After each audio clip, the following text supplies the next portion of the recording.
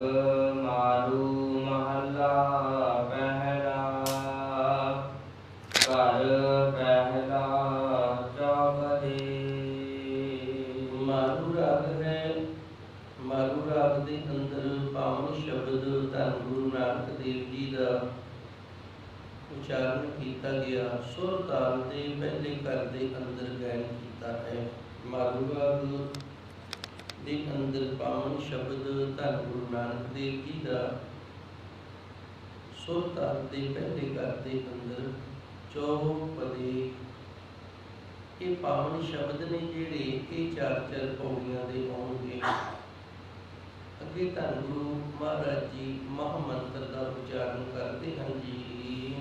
एक ओंकार सतनाम करता पुरख निरभउ निर्वैर। एक ओंकार तो लेके गुर प्रसाद तक महामंत्र है। एक ओंकार तो लेके नानक होसी भी सच तक मूल मंत्र है। ये मैं नहीं कह रहा ते ना ही किसी दे दसे ते धन गुरु अर्जन देव जी के समकाली हुए ने भाई गुरदास जी। उन्होंने आखिरी वार है 39वीं वार। 39 39वीं वार की जी पहली पौड़ी है ना, उनके अंदर भाई गुरदास जी ने मूल मंत्र की व्याख्या की है। मूल मंत्र के अर्थ किए हैं। भाई गुरदास जी दियाँ 39 वारां ने। 30 ते 9 39 वारां ने। 39वीं वार जी आखिरी वार है, उसकी पहली पौड़ी के अंदर भाई गुरदास जी ने मूल मंत्र की व्याख्या की है। ते उस व्याख्या के विच उन्होंने एक ओंकार तो लैके नानक होसी भी सच तक अर्थ किए हैं। तो कई थावां ते कई प्रचारक मूल मंत्र जिहड़ा ये गुर प्रसाद तक दसदे ने। ये साडे सिख पंथ दे विच एक विवाद खड़ा किया गया है। जदों मनुख के अंदर विवाद आ जाए, शंका आ जाए, तो फिर वो जदों किसी शब्द का उच्चारण करता है ना, उनके अंदर एक दो चिट्ठी पैदा हो जाती है भी पता नहीं हुण मैं ठीक हाँ या वो ठीक है। जदों ये गल मन दे विच आ गई भी मैं ठीक हाँ या वो ठीक है, तो फिर गुरु ते भरोसा रहा ना। दुविधा हो गई, इनू द्वंद आखिया है। ये मन जिहड़ा द्वंद दे विच पै गया, दुविधा दे विच पै गया। ते पाया क्यों गया है? इस करके कि असीं मूल मंत्र भाव गुरु की बाणी दे नालों टुट जाइए, ते जो साडा भला कल्याण होना है, साडे कारज रास होने ने, वो ना होण ते असीं धन गुरु ग्रंथ साहिब जी नूं छड्ड के ते होर मनमुखां दे वाले पासे लग जाइए। ये इस वास्ते कीता गया है। जे कोई तुहानूं पूछे भी कित्थे लिखिया मूल मंत्र, ते तुसीं दस सकदे हो भाई गुरदास दी 39वीं वार की पहली पौड़ी। ते भाई गुरदास जी धन गुरु अर्जन देव जी के समकाली होए ने। उन्हां दे मामा जी सन भाई गुरदास जी। गुरु ग्रंथ साहिब जी की पावन बाणी के लिखारी भी ने, ते भाई गुरदास जी गुरु अर्जन देव जी के समकाली ने। उन्हां दे पहरे दे विच भाई गुरदास जी ने आपदियां वारां लिखियां ने, ते गुरु महाराज जी नूं सच्चे सतगुरु नूं ये अर्पण कीतियां सन। ते उन्होंने आप विचार के फिर आख्या सी भाई गुरदास जी दियां वारां गुरबाणी की कुंजी है। भाव गुरबाणी के जिहड़े खलासे ने ना, भेत ने, ये भाई गुरदास जी दियां वारां खोलिया करनियां। जिहड़े अर्थ की नहीं समझ आउंदी, भाई गुरदास जी दियां वारां पढ़िया, उन्हां दे अंदर गुरबाणी के अर्थ कीते हुए ने, ते उन्हां अर्थां की समझ आ जाती है। सो ये महामंत्र है। तकरीबन ही सारे रागां दे अंदर किया गया। विच कुछ राग ने, उन्होंने अगे वस्तु निर्देशक मंत्र है जिहड़ा एक ओंकार सतगुर प्रसाद, ये वस्तु निर्देशक मंत्र है, मंगलाचरण है। वस्तु निर्देशक मंगलाचरण गुरु महाराज जी ने दर्ज किया कई रागां दे अगे।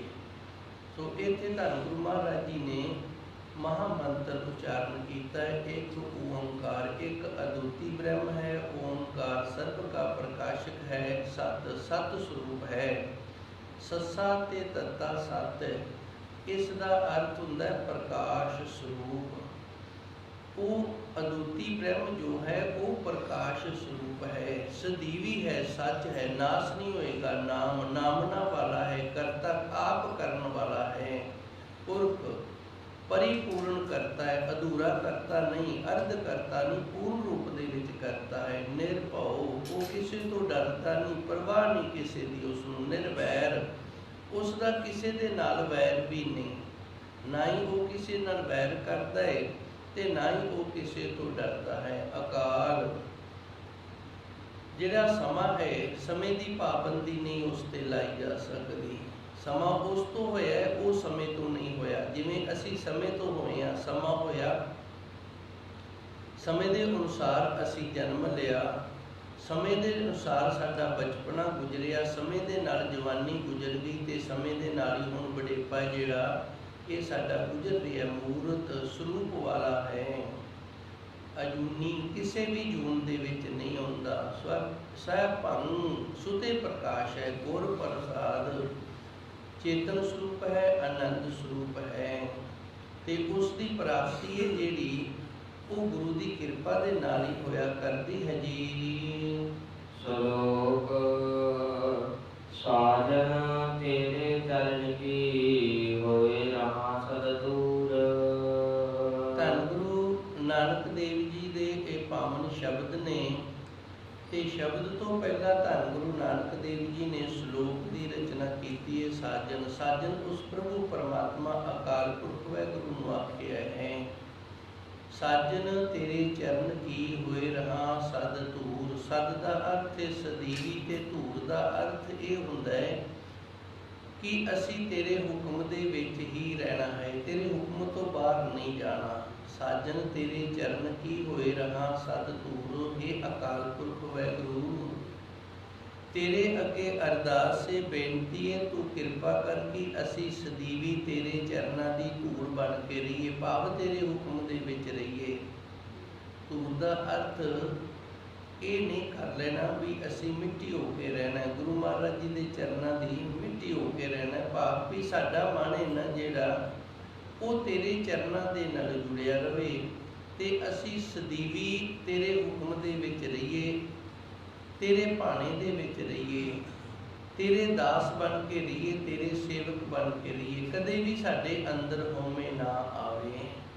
साजन तेरे चरण की होए रहा सद दूर। हे मेरे अकाल पुरख वाहिगुरू, मैं सदीवी तेरे चरणों की धूड़ बन के रहन दा चाहवान हाँ जी। नानक शरण तुम्हारिया पेखो सदा हजूर। ਇਹ ਸੱਚੇ ਸਤਿਗੁਰ, ਮੈਂ ਤੇਰੀ ਸ਼ਰਨ ਦੇ ਵਿੱਚ ਆਵਾਂ ਤੇ ਤੇਰੀ ਸ਼ਰਨ ਦੇ ਵਿੱਚ ਰਹਿ ਕੇ ਨਾ ਤੈਨੂੰ ਸਦਾ ਹਾਜ਼ਰ ਨਾਜ਼ਰ ਹੀ ਵੇਖਾਂ। ਜਦੋਂ ਤੱਕ ਅਸੀਂ ਆਪਣੇ ਗੁਰੂ ਨੂੰ, ਪਰਮਾਤਮਾ ਨੂੰ ਹਾਜ਼ਰ ਨਾਜ਼ਰ ਨਹੀਂ ਨਾ ਸਮਝਦੇ, ਉਦੋਂ ਤੱਕ ਅਸੀਂ ਗੁਨਾਹ ਤੋਂ ਨਹੀਂ ਬਚ ਸਕਦੇ। ਇੱਕ ਵੱਡੀ ਦਾਤ ਹੈ ਜਿਹੜੇ ਮਨੁੱਖ ਦੇ ਅੰਦਰ ਸਦੀਵੀ ਇਹ ਭੈ ਬਣਿਆ ਰਵੇ ਵੀ ਗੁਰੂ ਮੈਨੂੰ ਵੇਖ ਰਿਹਾ ਹੈ। ਇਹ ਵੱਡੀ ਦਾਤ ਜਿਹਨੂੰ ਪ੍ਰਾਪਤ ਹੋ ਜਾਂਦੀ ਉਹ ਫਿਰ ਗੁਨਾਹ ਨਹੀਂ ਕਰਦਾ। ਜਿਵੇਂ ਕੋਈ ਸਾਨੂੰ ਵੇਖ ਰਿਹਾ ਹੈ ਤੇ ਉਹਦੇ ਵੇਖਦਿਆਂ ਅਸੀਂ ਨਹੀਂ ਚੋਰੀ ਕਰਦੇ, ਉਸ ਦੇ ਵੇਖਦਿਆਂ ਅਸੀਂ ਕੋਈ ਹੋਰ ਗੁਨਾਹ ਵੀ ਨਹੀਂ ਕਰਦੇ। ਜਦੋਂ ਸਾਡੇ ਅੰਦਰ ਇਹ ਖਿਆਲ ਬਣ ਜਾਵੇ ਕਿ ਪਰਮਾਤਮਾ ਸਾਨੂੰ ਵੇਖ ਰਿਹਾ ਹੈ ਤੇ ਫਿਰ ਅਸੀਂ ਗੁਨਾਹ ਨਹੀਂ ਕਰਦੇ। ਜਿਵੇਂ ਕੋਈ ਸਾਧੂ ਸੰਤ ਸੀ, ਉਸ ਦੇ ਡੇਰੇ ਦੇ ਵਿੱਚ 3 ਸੇਵਕ ਸਨ ਤੇ ਤਿੰਨੇ ਜਿਹੜੇ ਸਨ ਉਹ ਚੰਗੇ ਸਨ। ਹੁਣ ਤਿੰਨਾਂ ਦੇ ਵਿੱਚੋਂ ਇੱਕ ਨੂੰ ਇਸ ਡੇਰੇ ਦੀ ਜ਼ਿੰਮੇਵਾਰੀ ਜਿਹੜੀ ਹੈ, ਸੇਵਾ ਜਿਹੜੀ ਉਹ ਸੰਭਾਲਣੀ ਹੈ। ਤੇ ਇਸ ਸਾਧੂ ਨੇ ਆਖਿਆ ਚਲੋ ਇਹਨਾਂ ਦੀ ਪ੍ਰੀਖਿਆ ਕਰ ਲੈਂਦੇ ਆ ਵੀ ਕਿਹੜਾ ਹੈ ਜਿਹੜਾ ਗੁਨਾਹ ਨਹੀਂ ਕਰੇਗਾ, ਜਿਹੜਾ ਗੁਨਾਹਾਂ ਤੋਂ ਬਚ ਕੇ ਰਹੇਗਾ। ਉਹ ਸਾਧੂ ਨੇ ਇਹਨਾਂ ਤਿੰਨਾਂ ਨੂੰ ਇੱਕ ਇੱਕ ਕੁੱਕੜ ਦੇ ਦਿੱਤਾ ਤੇ ਇਹ ਕਹਿ ਦਿੱਤਾ ਵੀ ਜਿੱਥੇ ਤੁਹਾਨੂੰ ਕੋਈ ਨਹੀਂ ਨਾ ਵੇਖਦਾ ਉੱਥੇ ਜਾ ਕੇ ਤੇ ਤੁਸੀਂ ਇਸ ਕੁੱਕੜ ਨੂੰ ਮਾਰ ਕੇ ਲੈ ਆਓ। ਇਹ ਤਿੰਨੇ ਹੀ ਚਲੇ ਗਏ। ਇੱਕ ਜਾਣੇ ਨੇ ਅੰਦਰ ਲੁਕ ਕੇ ਵੜ ਕੇ ਮਾਰ ਲਿਆ, ਇੱਕ ਜਾਣੇ ਨੇ ਝਾੜੀਆਂ ਦੇ ਉਹਨੇ ਲੁਕ ਕੇ ਮਾਰ ਲਿਆ, ਤੇ ਤੀਜਾ ਸੀ ਜਿਹੜਾ ਉਹ ਮਾਰ ਕੇ ਨਹੀਂ ਲੈ ਕੇ ਆਇਆ। ਪੁੱਛਿਆ ਗਿਆ ਵੀ ਤੂੰ ਇਹ ਕੰਮ ਕਿਉਂ ਨਹੀਂ ਕੀਤਾ, ਜਦੋਂ ਤੈਨੂੰ ਇਹ ਸੀ ਵੀ ਇਹਨੂੰ ਮਾਰ ਕੇ ਲੈ ਕੇ ਆਉਣਾ ਹੈ ਤੇ ਫਿਰ ਤੂੰ ਹੁਕਮ ਨਹੀਂ ਮੰਨਿਆ। ਉਹ ਕਹਿੰਦਾ ਗੁਰੂ ਜੀ ਤੁਹਾਡਾ ਇਹ ਵੀ ਤਾਂ ਹੁਕਮ ਹੈ ਨਾ, ਜਿੱਥੇ ਕੋਈ ਨਾ ਵੇਖੇ, ਪਰ ਮੈਂ ਹੁਣ ਕਰਾਂ ਕਿ ਜਿੱਥੇ ਵੀ ਮੈਂ ਜਾਣਾ ਪਰਮਾਤਮਾ ਉੱਥੇ ਮੈਨੂੰ ਵੇਖ ਰਿਹਾ, ਮੈਂ ਉਹਦੇ ਤੋਂ ਲੁਕਾ ਨਹੀਂ ਸਕਦਾ। ਇਹਨੂੰ ਆਖਦੇ ਨੇ ਹਜ਼ੂਰ। ਹੁਣ ਇਹ ਸੀ ਜਿਹੜਾ ਇਹ ਸਦਾ ਪਰਮਾਤਮਾ ਨੂੰ ਹਾਜ਼ਰ ਨਾਜ਼ਰ ਸਮਝਦਾ ਸੀ, ਤੇ ਇਸ ਕਰਕੇ ਇਹਦੇ ਤੋਂ ਇਹ ਗੁਨਾਹ ਨਹੀਂ ਹੋ ਸਕਿਆ। ਤੇ ਸਾਧੂ ਨੇ ਆਖਿਆ ਤੂੰ ਇਸ ਡੇਰੇ ਦੇ ਯੋਗ ਹੈ, ਕਿਉਂਕਿ ਤੂੰ ਪਰਮਾਤਮਾ ਨੂੰ ਹਾਜ਼ਰ ਨਾਜ਼ਰ ਸਮਝਦਾ ਤੇ ਤੂੰ ਗੁਨਾਹ ਨਹੀਂ ਕਰੇਗਾ। ਇਸ ਕਰਕੇ ਧੰਨ ਗੁਰਬਾਣੀ ਦੇ ਅੰਦਰ ਹੀ ਸ਼ਬਦ ਆਉਂਦੇ ਨੇ ਵੀ ਪਰਮਾਤਮਾ ਨੂੰ ਅਸੀਂ ਹਾਜ਼ਰ ਨਾਜ਼ਰ ਜਾਣਨਾ ਹੈ। ਭਾਵ ਜਦੋਂ ਅਸੀਂ ਸਮਝਾਂਗੇ ਵੀ ਸਾਡੇ ਕੋਲ ਰਹਿੰਦਾ ਹੈ, ਸਾਡੇ ਹਾਜ਼ਰ ਨਾਜ਼ਰ ਹੈ, ਤੇ ਫਿਰ ਅਸੀਂ ਜੇ ਇਕੱਲੇ ਵੀ ਹੋਵਾਂਗੇ ਤੇ ਫਿਰ ਵੀ ਗੁਨਾਹ ਨਹੀਂ ਕਰਾਂਗੇ। ਵੈਸੇ ਸਾਡੇ ਵਿਦਿਆ ਦਾਤੇ ਮਹਾਂਪੁਰਸ਼ ਆਖਿਆ ਕਰਦੇ ਸਨ, ਸੰਗਤ ਇੱਕ ਵਾੜ ਹੁੰਦੀ ਹੈ, ਸਾਨੂੰ ਸੰਗਤ ਦੇ ਵਿੱਚ ਰਹਿਣਾ ਚਾਹੀਦਾ ਹੈ। ਸੰਗਤ ਦੇ ਵਿੱਚ ਰਹਿੰਦੇ ਹੋਇਆਂ ਮਨੁੱਖ ਜਿਹੜਾ ਇਹ ਗੁਨਾਹ ਨਹੀਂ ਕਰਦਾ। ਜਿਵੇਂ ਵਾੜ ਹੈ ਜਿਹੜੀ ਇਹ ਖੇਤ ਨੂੰ ਬਚਾ ਕੇ ਰੱਖਦੀ ਹੈ, ਇਵੇਂ ਚਾਰ ਗੁਰਮੁਖ ਪਿਆਰੇ ਗੁਰਸਿੱਖ ਨਾਲ ਹੋਣ ਤੇ ਸੰਗਤ ਬਣੀ ਰਹਿੰਦੀ ਹੈ ਤੇ ਫਿਰ ਬਚੇ ਰਹਿੰਦਾ। ਸੋ ਗੁਰੂ ਮਹਾਰਾਜ ਜੀ ਰਹਿਮਤ ਕਰਦੇ ਨੇ, ਸਾਜਨ ਤੇਰੇ ਚਰਨ ਕੀ ਹੋਏ ਰਹਾ ਸਤਿਤੂਰ, ਹੈ ਮੇਰੇ ਸੱਚੇ ਸਤਿਗੁਰ ਸਾਡੇ ਤੇ ਕਿਰਪਾ ਕਰ, ਅਸੀਂ ਸਦੀਵੀ ਤੇਰੇ ਹੁਕਮ ਦੇ ਵਿੱਚ ਬੱਝੇ ਰਹੀਏ। ਨਾਨਕ ਸਰਨ ਤੁਹਾਰੀਆ, ਤੁਹਾਡੀ ਸਰਨ ਦੇ ਵਿੱਚ ਇਹ ਮੇਰੇ ਸੱਚੇ ਸਤਿਗੁਰ ਜੀ ਵੇਖੋ ਸਦਾ ਹਜ਼ੂਰ, ਤੇ ਆਪ ਜੀ ਨੂੰ ਸਦਾ ਅਸੀਂ ਹਾਜ਼ਰ ਨਾਜ਼ਰ ਵੇਖਣਾ ਕਰੀਏ ਜੀ। ਸ਼ਬਦ ਵਿੱਚ ਹੋ ਰਾਤੀ ਸਦੜਾ, ਨਾਮ ਖਸਮ ਕਾ ਲੇਵੇ। ਸ਼ਬਦ ਪਹਿਲੂ ਸ਼ਲੋਕ ਆਇਆ ਤੇ ਹੁਣ ਸ਼ਬਦ ਆਇਆ। ਇਹ ਸ਼ਬਦ ਜਿਹੜਾ ਇਹ 4 ਪੌੜੀਆਂ ਦਾ ਹੈ। ਸ਼ਬਦ ਦਾ ਅਰਥ ਹੁੰਦਾ ਉਪਦੇਸ਼। ਸ਼ਲੋਕ ਇੱਕ ਤਰਜ ਦਾ ਨਾਂ ਹੈ, ਜਿਵੇਂ ਸਵਈਏ, ਦੋਹਰੇ, ਸ਼ੰਤ, ਇਸ ਤਰ੍ਹਾਂ ਸ਼ਲੋਕ ਜਿਹੜਾ ਹੁੰਦਾ ਹੈ ਇਹਨੂੰ ਮਿੱਠੀ ਚਾਲ ਦੇ ਵਿੱਚ ਪੜ੍ਹਨਾ ਹੁੰਦਾ ਹੈ। ਸ਼ਲੋਕ ਹੈ ਜਿਹੜਾ ਇਹਨੂੰ ਮਿੱਠੀ ਚਾਲ ਦੇ ਵਿੱਚ ਭਾਵ ਸਹਿਜ ਦੇ ਨਾਲ ਪੜ੍ਹਨਾ ਹੁੰਦਾ ਹੈ। ਜਿਵੇਂ ਆਪਾਂ ਜਪਜੀ ਸਾਹਿਬ ਪੜ੍ਹਦੇ ਹਾਂ ਬਾਣੀ, ਤੇ ਜਦੋਂ ਸ਼ਲੋਕ ਤੇ ਆਉਂਦੀ ਹੈ ਤੇ ਉਦੋਂ ਆਪਣੀ ਚਾਲ ਨੂੰ, ਆਪਣੀ ਸਪੀਡ ਨੂੰ ਅਸੀਂ ਸਹਿਜ ਦੇ ਨਾਲ ਕਰ ਲੈਂਦੇ ਹਾਂ, ਸਲੋ ਹੌਲੀ ਹੌਲੀ ਕਰ ਲੈਂਦੇ ਹਾਂ। ਉਵੇਂ ਸ਼ਬਦ ਦਾ ਅਰਥ ਹੈ ਉਪਦੇਸ਼। ਹੁਣ ਗੁਰੂ ਮਹਾਰਾਜ ਜੀ ਦੇ ਵਿੱਚ ਸਾਨੂੰ ਉਪਦੇਸ਼ ਕੀ ਦੇ ਰਹੇ ਨੇ? ਪਿੱਛੋਂ ਰਾਤੀ ਸੱਦੜਾ, ਨਾਮ ਖਸਮ ਕਾ ਲੇ। ਧੰਨ ਗੁਰੂ ਨਾਨਕ ਦੇਵ ਜੀ ਸਾਨੂੰ ਇਹ ਆਖ ਰਹੇ ਨੇ ਸਾਰਿਆਂ ਨੂੰ, ਕਈ ਉਸ ਅਕਾਲ ਪੁਰਖ ਵਾਹਿਗੁਰੂ ਦਾ ਇਹ ਹੁਕਮ ਹੈ ਕਿ ਅਸੀਂ ਉਸ ਦਾ ਨਾਮ ਹੈ ਜਿਹੜਾ ਉਹ ਅੰਮ੍ਰਿਤ ਵੇਲੇ ਉੱਠ ਕੇ ਲੈਣਾ ਹੈ। ਪਿੱਛੋਂ ਰਾਤੀ ਦਾ ਅਰਥ ਹੈ ਪਿਛਲੀ ਰਾਤ। ਤੇ ਪਿਛਲੀ ਰਾਤ ਹੈ ਜਿਹੜੀ ਇਹ ਚੌਥੇ ਪਹਿਰ ਤੋਂ ਸ਼ੁਰੂ ਹੋ ਜਾਂਦੀ ਹੈ। ਤਕਰੀਬਨ 4 ਵਜੇ ਚੌਥਾ ਪਹਿਰ ਸ਼ੁਰੂ ਹੋ ਜਾਂਦਾ ਹੈ, ਤੇ ਚੌਥੇ ਪਹਿਰ ਤੋਂ ਜਿਹੜੀ ਪਿਛਲੀ ਰਾਤ ਹੈ ਨਾ ਇਹ ਸ਼ੁਰੂ ਹੋ ਜਾਂਦੀ। ਪਿੱਛੋਂ ਰਾਤੀ, ਪਿਛਲੀ ਰਾਤ, ਚੌਥਾ ਪਹਿਰ, ਅੰਮ੍ਰਿਤ ਵੇਲਾ, ਸੱਦੜਾ ਦਾ ਅਰਥ ਇੱਥੇ ਹੁਕਮ ਹੈ। ਸੱਦੜਾ ਦਾ ਅਰਥ ਇੱਥੇ ਹੁਕਮ ਹੈ। ਨਾਮ ਕਸਮ ਕਾਲੇ, ਉਸ ਅਕਾਲ ਪੁਰਖ ਵਾਹਿਗੁਰੂ ਦਾ ਇਹ ਹੁਕਮ ਹੈ ਕਿ ਪਿਛਲੀ ਰਾਤ ਅਸੀਂ ਉੱਠ ਕੇ ਤੇ ਉਸ ਅਕਾਲ ਪੁਰਖ ਵਾਹਿਗੁਰੂ ਦਾ ਨਾਮ ਜਪਣਾ ਹੈ, ਸਿਮਰਨ ਕਰਨਾ ਹੈ। ਸੱਦੜਾ ਜਦੋਂ ਕਿਸੇ ਨੂੰ ਸੱਦਿਆ ਜਾਵੇ ਉਹਨੂੰ ਵੀ ਸੱਦੜਾ ਆਖਿਆ ਜਾਂਦਾ, ਸੱਦਾ ਆਖਿਆ ਜਾਂਦਾ ਹੈ। ਜਿਵੇਂ ਅਗਲੇ ਦੀ ਪਦਵੀ ਵੱਧਦੀ ਹੈ ਉਵੇਂ ਫਿਰ ਇਹ ਸੱਦੇ ਦੇ ਅਰਥ ਬਦਲ ਜਾਂਦੇ ਨੇ। ਜਿਵੇਂ ਸਕੂਲ ਦੇ ਵਿੱਚ ਬੱਚੇ ਨੇ ਆਣ ਕੇ ਆਪਣੇ ਮਾਤਾ ਪਿਤਾ ਨੂੰ ਆਖਿਆ ਭਾਈ ਤੁਹਾਨੂੰ ਕੱਲ੍ਹ ਨੂੰ ਸਕੂਲ ਦੇ ਵਿੱਚ ਸੱਦਿਆ ਹੈ, ਭਾਵ ਮਾਸਟਰ ਦਾ ਹੁਕਮ ਹੈ ਵੀ ਤੁਸੀਂ ਸਕੂਲ ਦੇ ਵਿੱਚ ਪਹੁੰਚਣਾ ਹੈ। ਜਦੋਂ ਜੱਜ ਸੰਮਨ ਕੱਢਦਾ ਹੈ ਤੇ ਉਹ ਵੀ ਇੱਕ ਹੁਕਮ ਹੁੰਦਾ ਹੈ, ਇੱਕ ਸੱਦੜਾ ਹੁੰਦਾ, ਸੱਦਿਆ ਹੁੰਦਾ ਹੈ। ਜਦੋਂ ਕੋਈ ਪ੍ਰਾਣੀ ਹੈ ਜਿਹੜਾ ਉਹ ਸਰੀਰ ਛੱਡ ਜਾਂਦਾ ਹੈ ਉਹਨੂੰ ਵੀ ਸੱਦਾ ਪੱਤਰ ਆਖਦੇ ਨਹੀਂ ਵੀ ਸੱਦਿਆ ਹੈ, ਪਰ ਉਹ ਸੱਦਾ ਪੱਤਰ ਨੇ ਜਿਹੜਾ ਹੁਕਮ ਨਹੀਂ, ਉੱਥੇ ਕੇਵਲ ਸੱਦਿਆ ਹੀ ਹੈ, ਭਾਈ ਬੁਲਾਇਆ ਹੈ, ਕੋਈ ਕੰਮ ਹੈ, ਇਸ ਵਾਸਤੇ ਸਰੀਰ ਛੱਡ ਕੇ ਤੁਹਾਨੂੰ ਸੱਦਿਆ। ਇਸ ਤਰ੍ਹਾਂ ਇਹ ਸੱਦੜਾ ਜਿਹੜਾ ਇਹਦੇ ਅਰਥ ਨੇ ਜਿਹੜੇ ਇਹ ਤੁਕ ਹਿਸਾਬ ਦੇ ਨਾਲ ਬਦਲ ਜਾਂਦੇ ਨੇ, ਚੇਂਜ ਹੋ ਜਾਂਦੇ ਨੇ। ਪਿੱਛੋਂ ਰਾਤੀ ਸੱਦੜਾ, ਇੱਥੇ ਅਰਥ ਹੈ ਜਿਹੜਾ ਸੱਦੜਾ ਦਾ ਇਹ ਹੁਕਮ ਹੈ। ਧੰਨ ਗੁਰੂ ਨਾਨਕ ਦੇਵ ਜੀ ਸਾਨੂੰ ਇਹ ਸ਼ਬਦ ਦੇ ਰਾਹੀਂ ਉਪਦੇਸ਼ ਦੇ ਰਹੇ ਨੇ ਕਿ ਉਸ ਅਕਾਲ ਪੁਰਖ ਵਾਹਿਗੁਰੂ ਦਾ ਇਹ ਹੁਕਮ ਹੈ कि पिछली रात जदों हो जावे, भाव रात का चौथा पैर है जिहड़ा ये जदों हो जावे, नाम खसम घाले, उदों असीं उठ के चौंकड़ा मार के बैठ जाना है। ते वैगुरू नाम धन गुरु नानक देव जी ने सानू दिता है, इस खसम का नाम असीं जपना है जी। खेमे सतर सराय के दिसन रथ पीड़े। हुण गुरु महाराज जी रहमत करते ने, ये ना दुनियावी सुख ने। खेमे कहते ने तंबूआं नूं छत्र जो राजियां दे सिर दे उत्ते झूलिया करते हैं। सराइचे आखते ने कनातां नूं, दिसन रथ पीड़े। पीड़े का अर्थ हुंदा तैयार बर तैयार। ये पीड़े ना लहिंदे पंजाब की बोली है। जिवें आपां कह दिंदे आ बाहर गड्डी तैयार खड़ी है, वो कहते ने बाहर गड्डी पीड़ी हुई है, आप तैयार खड़ी है। लहिंदे पंजाब की बोली है। बोलियां वक्खो वक्खरियां ने ते धन गुरु ग्रंथ साहिब जी के अंदर बेअंत बोलियां ने। खेमे सत्तर सराइचे दिसन रथ पीड़े। हुण गुरु महाराज जी ना एक तकड़ी के दो पलड़ियां दे विच वक्खो वक्ख तोल रहे ने। एक पासे गुरु जी ने आख्या कि उस अकाल पुरख वाहिगुरू का हुक्म है जो असीं पिछली रात भाव अमृत वेले उठ के उसका नाम जपना है। जिहड़ा गुरु महाराज जी के इस हुक्म नूं मन के उस अकाल पुरख वाहिगुरू का अमृत वेले उठ के नाम जपदा है ना, वो सुख दे विच रहिंदा है। खेमे सत्तर सराइचे दिसन रथ पीड़े। इस दे उल्ट दुनियावी सुख सारे ने, रहन वाले समय के अनुसार जिहड़े सुख ने ना वो सारे ने। भाव छत्र भी सिर ते झूल रहा, एक राजा है, एक फकीर है सवेरे अमृत वेले उठ के नाम जपन वाला, ते एक राजा है जिंदे सिर ते छत्र झूल रहा है। ते जिथे जाके ये डेरा लांदा है उत्थे कनातां ते शायबान जिहड़े ने ये सारे लग जांदे ने, ते उहदी सेवा दे विच रथ ने जिहड़े वो भी तैयार बर तैयार रहिंदे हन जी। जिनी तेरा नाम ते आया तिन का सर मिले। हुण गुरु महाराज जी रहमत करते ने, जिहड़ा उस अकाल पुरख वाहिगुरू दा नाम जपण वाला है ना, उहनूं ये सारे सुख ने जिहड़े ये सदीवी मिलदे ने। मैं एक बारी फिर थोड़ा जिहा यतन करांगा कि ना आखिरी तोके ना जिहड़ी तीजी इस पौड़ी दीयां 3 तुकां ने, तीजी तोके जिहड़ी इहदे 2 अर्थ ने।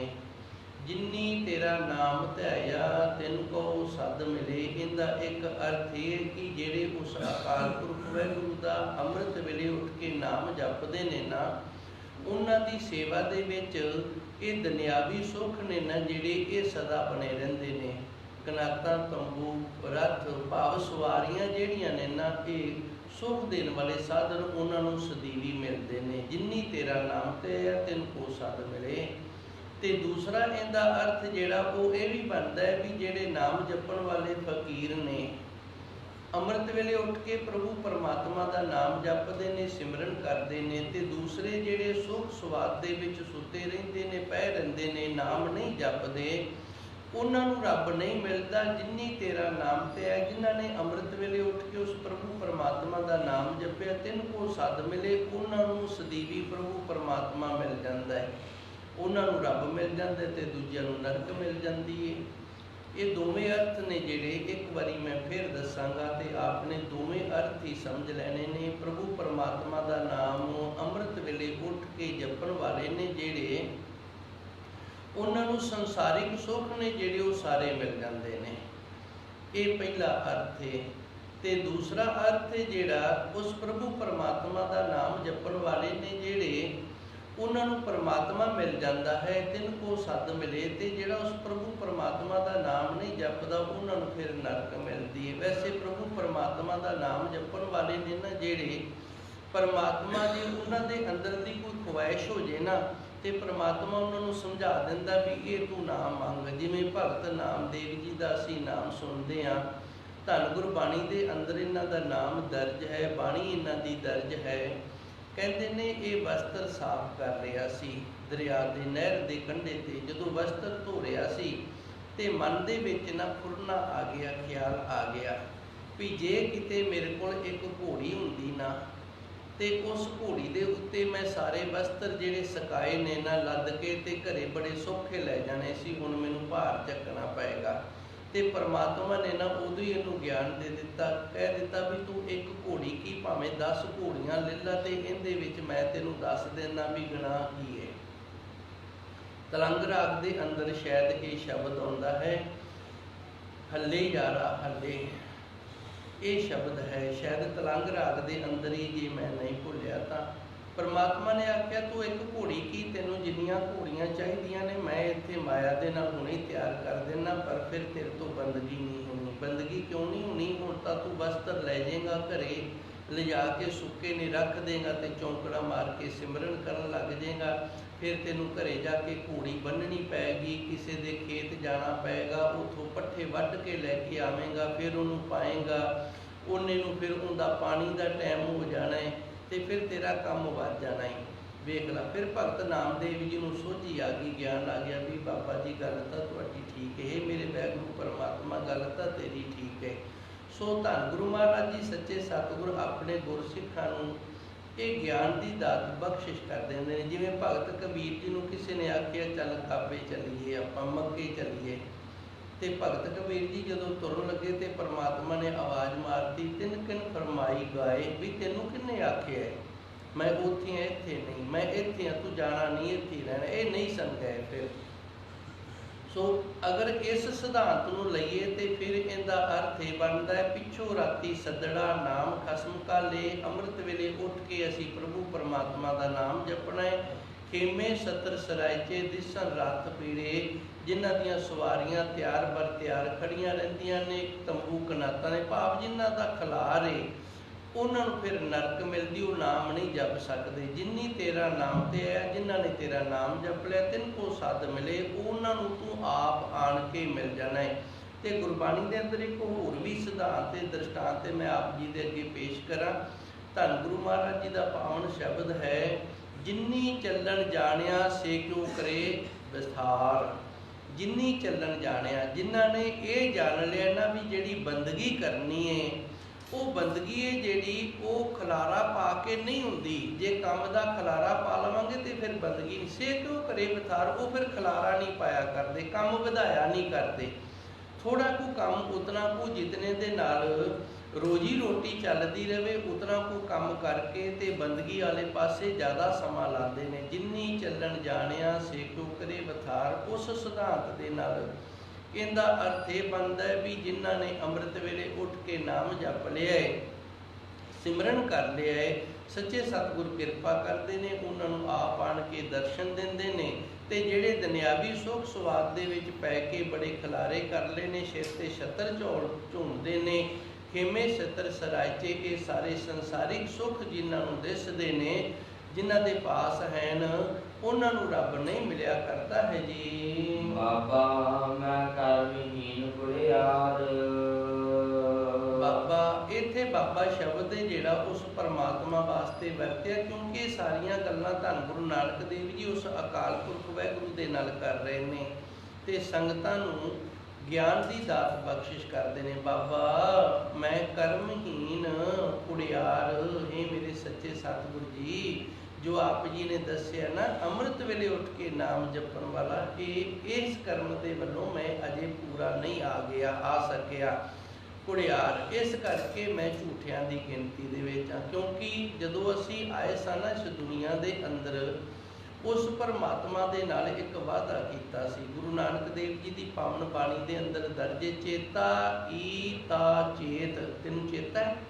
ਜੇ ਚੇਤਾ ਤੇ ਫਿਰ ਰੱਬ ਨੂੰ ਚੇਤੇ ਕਰ। ਕਿਹੜੀ ਗੱਲ ਦਾ ਚੇਤਾ? ਜਦੋਂ ਤੂੰ ਇਸ ਦੁਨੀਆ ਦੇ ਅੰਦਰ ਆਇਆ ਸੀ, ਪਰਮਾਤਮਾ ਦੇ ਨਾਲ ਤੂੰ ਵਾਅਦਾ ਕੀਤਾ ਸੀ ਕਿ ਮੈਨੂੰ ਇਹ ਗਰਭ ਕੁੰਡ ਦੇ ਵਿੱਚੋਂ ਕੱਢ, ਮੈਨੂੰ ਮਾਤਾ ਦੇ ਗਰਭ ਦੇ ਵਿੱਚੋਂ ਕੱਢ, ਮੈਂ ਤੇਰਾ ਨਾਮ ਜਪਾਂਗਾ। ਉਸ ਗੱਲ ਦਾ ਤੈਨੂੰ ਚੇਤਾ ਹੈ? ਜੇ ਚੇਤਾ ਹੈ ਤੇ ਠੀਕ ਹੈ, ਜੇ ਨਹੀਂ ਚੇਤਾ ਤੇ ਫਿਰ ਅਸੀਂ ਝੂਠੇ ਹਾਂ ਕੁੜਿਆਰ, ਕੂੜੇ ਹਾਂ, ਝੂਠੇ ਹਾਂ। ਬਾਬਾ ਮੈਂ ਕਰਮਹੀਨ ਕੁੜਿਆਰ, ਹੈ ਮੇਰੇ ਅਕਾਲ ਪੁਰਖ ਵਾਹਿਗੁਰੂ, ਅਸੀਂ ਅੰਮ੍ਰਿਤ ਵੇਲੇ ਉੱਠ ਕੇ ਨਾਮ ਜਪਣ ਵਾਲੇ ਕਰਮ ਤੋਂ ਹੀਨੇ ਹਾਂ ਤੇ ਝੂਠਿਆਂ ਦੀ ਗਿਣਤੀ ਦੇ ਵਿੱਚ ਆਉਂਦੇ ਹਾਂ, ਕਿਉਂਕਿ ਤੈਨੂੰ ਜੋ ਜ਼ੁਬਾਨ ਫੜਾਈ ਸੀ ਨਾ ਉਹਦੇ ਤੇ ਪੂਰੇ ਨਹੀਂ ਆ ਰਹੇ। ਬਾਬਾ ਬਾਣੀ ਬਾਣਾ ਪੰਥ ਪਛਾਣਾ, ਸਿੰਘ ਗੁਰੂ ਕਾ ਪੰਛੀ ਜਾਣਾ। ਜਿਹਨੇ ਬਾਣਾ ਧਾਰਨ ਕੀਤਾ ਹੈ ਤੇ ਬਾਣੀ ਦੇ ਨਾਲ ਜੁੜਿਆ ਹੈ, ਉਹਨੂੰ ਵੀ ਬਾਬਾ ਆਖਿਆ ਜਾਂਦਾ। ਪਰ ਇੱਥੇ ਬਾਬਾ ਸ਼ਬਦ ਦੇ ਜਿਹੜਾ ਵਾਹਿਗੁਰੂ ਵਾਸਤੇ ਵਰਤੇ ਹੈ, ਪਰਮਾਤਮਾ ਵਾਸਤੇ ਵਰਤੇ ਹੈ। ਪੰਥ ਤੇ ਗ੍ਰੰਥ, ਬਾਣੀ ਗ੍ਰੰਥ ਹੈ ਤੇ ਬਾਣਾ ਪੰਥ ਹੈ। ਜਿਹੜਾ ਪੰਥ ਤੇ ਗ੍ਰੰਥ ਦੇ ਨਾਲ ਜੁੜਿਆ ਹੈ ਉਹ ਧੰਨ ਗੁਰੂ ਮਹਾਰਾਜ ਜੀ ਸੱਚੇ ਸਤਿਗੁਰ ਦਾ ਪੂਰਨ ਗੁਰਸਿੱਖ ਹੈ। ਬਾਬਾ ਮੈਂ ਕਰਮਹੀਨ ਕੁੜਿਆਰ, ਹੇ ਮੇਰੇ ਵਾਹਿਗੁਰੂ ਜੀ, ਮੈਂ ਅੰਮ੍ਰਿਤ ਵੇਲੇ ਉੱਠ ਕੇ ਨਾਮ ਜਪਣ ਵਾਲੇ ਕਰਮ ਦੇ ਵੱਲੋਂ ਹੀਣਾ ਵਾਂ ਤੇ ਝੂਠਿਆਂ ਦੀ ਗਿਣਤੀ ਦੇ ਵਿੱਚ ਆਉਂਦਾ ਹਾਂ ਜੀ। ਨਾਮ ਨ ਪਾਇਆ ਤੇਰਾ, ਅੰਧਾ ਭਰਮ ਭੂਲਾ ਮਨ ਮੇਰਾ। ਕਿਉਂਕਿ ਤੇਰਾ ਜਿਹੜਾ ਨਾਮ ਹੈ ਉਹ ਮੈਂ ਪ੍ਰਾਪਤ ਹੀ ਨਹੀਂ ਕੀਤਾ। ਨਾਮ ਨਾ ਪਾਇਆ ਤੇਰਾ, ਇਸ ਕਰਕੇ ਝੂਠਾ ਵਾਂ ਕਿ ਤੇਰਾ ਨਾਮ ਹੈ ਨਾ ਜਿਹੜਾ ਉਹ ਮੈਂ ਪ੍ਰਾਪਤ ਹੀ ਨਹੀਂ ਕੀਤਾ। ਇਸ ਕਰਕੇ ਮੈਂ ਕਰਮ ਤੋਂ ਹੀ ਨਾ ਕਿ ਅੰਮ੍ਰਿਤ ਵੇਲੇ ਉੱਠ ਕੇ ਤੇਰੇ ਨਾਮ ਨੂੰ ਜਪਿਆ ਨਹੀਂ, ਇਹ ਕਰਮ ਹੀ ਨਹੀਂ ਕੀਤਾ ਨਾਮ ਜਪਣ ਵਾਲਾ। ਅੰਧਾ ਭਰਮ ਭੂਲਾ ਮਨ ਮੇਰਾ, ਮੇਰਾ ਮਨ ਹੈ ਨਾ ਜਿਹੜਾ ਇਹ ਅੰਨਾ ਹੋ ਗਿਆ ਮਾਇਆ ਨੂੰ ਵੇਖ ਕੇ, ਸੰਸਾਰ ਦੇ ਸੁੱਖਾਂ ਨੂੰ ਵੇਖ ਕੇ। ਅੰਧਾ ਭਰਮ ਭੂਲਾ ਮਨ ਮੇਰਾ, ਮੇਰਾ ਮਨ ਹੈ ਜਿਹੜਾ ਇਸ ਦੁਨੀਆ ਦੇ ਅੰਦਰ ਆਣ ਕੇ ਅੰਨਾ ਹੋ ਗਿਆ ਤੇਰੇ ਨਾਮ ਜਪਣ ਵੱਲੋਂ ਜੀ। ਰਹਾਉ ਸਾਧ ਕੀਤੇ ਦੁਖ ਪਰ ਫੁੜੇ, ਪੂਰਬ ਲਿਖੇ ਮਾਏ। ਅੱਗੇ ਗੁਰੂ ਮਹਾਰਾਜ ਜੀ ਵਿਸ਼ਰਾਮ ਲਾ ਕੇ ਹੋਰ ਕੀ ਕਿਰਪਾ ਕਰਦੇ ਨੇ। ਸਾਧ ਕੀਤੇ ਦੁੱਖ ਪਰ ਫੁੜੇ, ਪਰ ਫੁੜੇ ਦਾ ਅਰਥ ਹੁੰਦਾ ਹੈ ਵੱਧ ਜਾਣਾ। ਜਿੰਨੇ ਅਸੀਂ ਇਸ ਦੁਨੀਆ ਦੇ ਅੰਦਰ ਆਣ ਕੇ ਦੁਨਿਆਵੀ ਸੁਆਦਾਂ ਦੇ ਪਿੱਛੇ ਲੱਗ ਜਾਂਦੇ ਆ, ਉਨੇ ਹੀ ਸਾਡੇ ਜਿਹੜੇ ਦੁੱਖ ਨੇ ਨਾ ਉਹ ਵੱਧ ਜਾਂਦੇ ਨੇ। ਕਿਹੜੇ ਦੁੱਖ?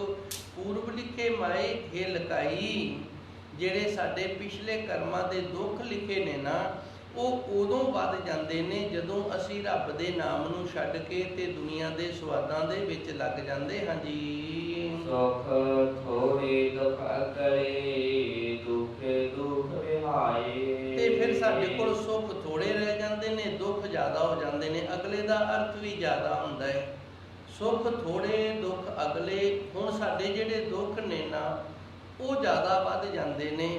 ਸੁੱਖ ਥੋੜੇ ਤੇ ਸੁੱਖ ਥੋੜੇ ਰਹਿ ਜਾਂਦੇ ਨੇ। ਦੁੱਖੇ ਦੁੱਖ ਵਿਆਏ, ਇਹ ਫਿਰ ਦੁੱਖ ਕਿਤਨੇ ਵੱਧ ਜਾਂਦੇ ਨੇ। ਦੁੱਖ ਦੇ ਵਿੱਚ ਹੋਰ ਦੁੱਖ ਆ ਜਾਂਦਾ ਹੈ। ਦੁੱਖੇ ਦੁੱਖ ਵਿਆਏ ਦਾ ਅਰਥ ਹੈ ਦੁੱਖ ਦੇ ਵਿੱਚ ਹੋਰ ਦੁੱਖ ਆ ਜਾਣਾ। ਇਹ ਦੁੱਖ ਦੇ ਵਿੱਚ ਦੁੱਖ ਕਿਵੇਂ? ਜਿਵੇਂ ਵੇਖੋ ਹੁਣ ਸੀਜ਼ਨ ਹੈ ਝੋਨੇ ਦਾ ਤੇ ਸਾਰੇ ਨੇ ਜਿਹੜੇ ਉਹਨਾਂ ਨੂੰ ਪਾਣੀ ਦੀ ਲੋੜ ਹੈ। ਅਚਨਚੇਤ ਮੋਟਰ ਸੜ ਗਈ ਹੈ, ਚਲੋ ਸੜ ਗਈ ਕੋਈ ਗੱਲ ਨਹੀਂ, ਬਾਹਰ ਕੱਢ ਲਈ। ਬਾਹਰ ਕੱਢ ਕੇ ਤੇ ਮਿਸਤਰੀ ਨੇ 2 ਦਿਨਾਂ 'ਚ ਠੀਕ ਕਰ ਦਿੱਤੀ, ਝੋਨਾ ਬਚ ਗਿਆ, ਫਸਲ ਬਚ ਗਈ। ਪਰ ਜੇ ਬਾਹਰ ਨਿਕਲੇ ਹੀ ਨਾ, ਟੁੱਟ ਕੇ ਵਿੱਚ ਡਿੱਗ ਪਏ ਤੇ ਫਿਰ ਇੱਕ ਦੁੱਖ ਦੇ ਵਿੱਚ ਇੱਕ ਦੁੱਖ ਹੋਰ ਆ ਗਿਆ ਤੇ ਫਿਰ ਅੱਗੇ ਦੁੱਖ ਫਿਰ ਹੋਰ ਵੱਧ ਗਿਆ। ਕਿਵੇਂ? ਨਵਾਂ ਬੋਰ ਕਰਨਾ ਪਏਗਾ, ਫਿਰ ਉਹ ਵੀ ਠੀਕ ਨਹੀਂ ਆ ਰਿਹਾ ਰਾਸ ਨੇ, ਫਿਰ ਦੁੱਖ ਹੋਰ ਵੱਧ ਗਿਆ ਨਾ। ਇਹ ਸਾਰੇ ਦੁੱਖ ਕਦੋਂ ਵੱਧਦੇ ਨੇ? ਸਾਧ ਕੀਤੇ ਦੁੱਖ ਪਰ ਫੁੜੇ, ਜਦੋਂ ਅਸੀਂ ਕੇਵਲ ਤੇ ਕੇਵਲ ਦੁਨਿਆਵੀ ਸੁਆਦਾਂ ਦੇ ਮਗਰ ਲੱਗ ਜਾਂਦੇ ਆ ਤੇ ਉਸ ਪ੍ਰਭੂ ਪਰਮਾਤਮਾ ਦੇ ਨਾਮ ਦੇ ਨਾਲੋਂ ਟੁੱਟ ਜਾਂਦੇ ਆ, ਭਜਨ ਬੰਦਗੀ ਵਾਲੇ ਪਾਸੋਂ ਟੁੱਟ ਜਾਂਦੇ ਆ, ਫਿਰ ਇਹ ਦੁੱਖ ਵੱਧਦੇ ਨੇ। ਪੂਰਬ ਲਿਖੇ ਮਾਏ, ਇਹ ਦੁੱਖ ਇਸ ਵਾਸਤੇ ਵਧੇ ਨੇ ਕਿ ਪਿਛਲੇ ਜਨਮਾਂ ਦੇ ਕੀਤੇ ਹੋਏ ਮਾੜੇ ਕਰਮਾਂ ਦੇ ਸਾਡੇ ਲੇਖ ਲਿਖੇ ਹੋਏ ਨੇ। ਸੁੱਖ ਥੋੜੇ, ਸੁੱਖ ਤਾਂ ਪਿਛਲੇ ਜਨਮਾਂ ਦੇ ਵਿੱਚ ਅਸੀਂ ਕੀਤੇ ਹੀ ਥੋੜੇ ਸੀ। ਸੁੱਖ ਲੈਣ ਵਾਲੇ ਕਰਮ ਅਸੀਂ ਥੋੜੇ ਕੀਤੇ ਸੀ। ਦੁੱਖ ਅਗਲੇ ਤੇ ਦੁੱਖ ਵਾਲੇ ਕਰਮ ਸੀ ਜਿਹੜੇ ਉਹ ਜ਼ਿਆਦੇ ਕੀਤੇ ਸੀ।